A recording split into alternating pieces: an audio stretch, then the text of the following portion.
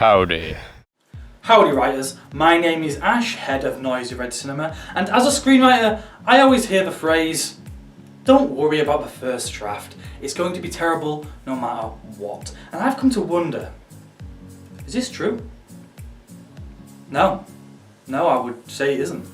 But I promise there's still more video to go, so please don't leave yet. Before we begin though, let me remind you that if by the end of this video you enjoy it, please think to like, subscribe, hit the notification bell, and support Noisy Red Cinema on other socials like Instagram and Facebook. And I'm pointing, but I don't know where things are.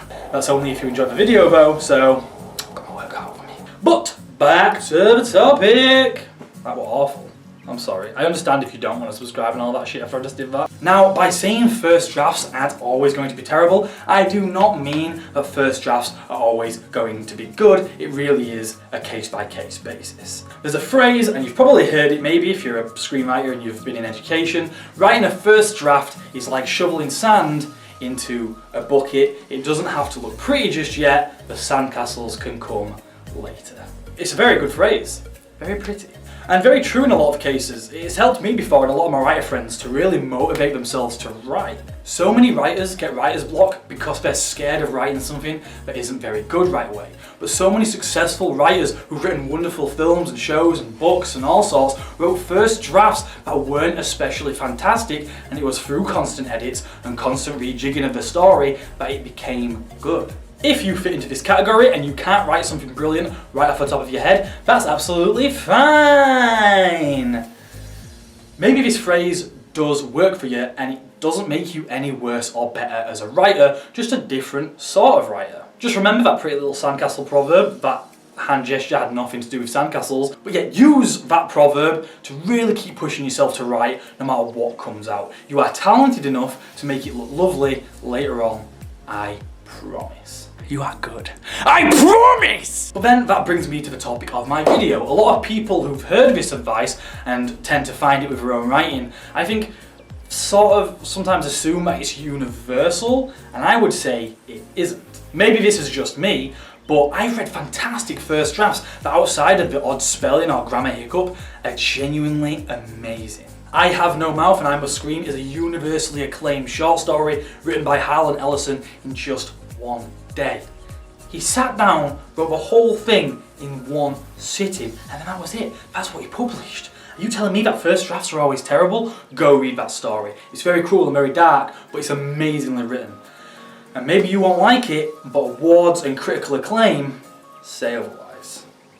Say that it's good, not that you like it. If you don't like it, you don't like it, that's fair. Some writers just have the ability to write something great in their first crack at it.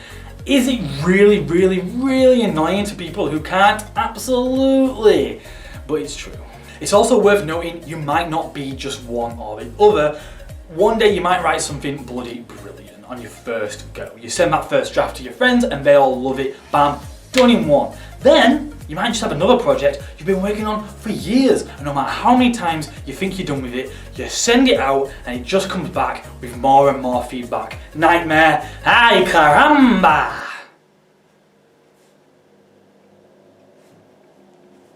Do you hear that? Oh, that was embarrassing. By the way, don't give up on that project. I promise you'll get it eventually. The reason I say this is because I don't want people to write a first draft that they're really proud of and then be told by someone who's not even read that draft that it must be terrible because first drafts always are terrible and that it'll definitely need heavy edits before it's palatable. That might not be true. You might have struck gold on that first go round. Now, don't take this as a reason to ignore any criticisms of your work. Just because my first draft might be perfect, no, please still take feedback. I'm just saying, don't absolutely chop up your first draft just because it's seen as, the common thing to be done by most writers. If you're proud of it, send it to be proofread by friends and fellow writers and just let it speak for itself. If you think those people might be overly critical of it if they know it's a first draft, then don't tell them it is. Let them take it entirely at face value. Then if they really like it, tell them you finished it within an hour of sending it to them. And watch everything they thought they knew about screenwriting crumble at their feet. Ruin them! Ruin them! Ruin them! I'm gonna back up. I'm sorry for getting in your face all the time like that. But yeah, ruin them. Or maybe you don't ruin them and they heavily criticise it and say, oh, this seems like it's barely finished, and well, egg on your face then. But yeah, so that concludes the video, guys. This was a topic that came up recently and I felt I had some words on it that I'd like to share, so I hope you enjoyed the words that I shared. Again, if you liked the video, guys, please make sure to like, subscribe and follow my other socials. I'm pointing again, but I can't put into words how much I'd appreciate it. I am just starting out. Don't you want to see this face again? No, that's a hard pass, I'm sure, on your part. I'm Ash of Noisy Red Cinema, and remember, guys, keep shoveling that sand. Keep making those sandcastles. Stay positive! I'm sorry.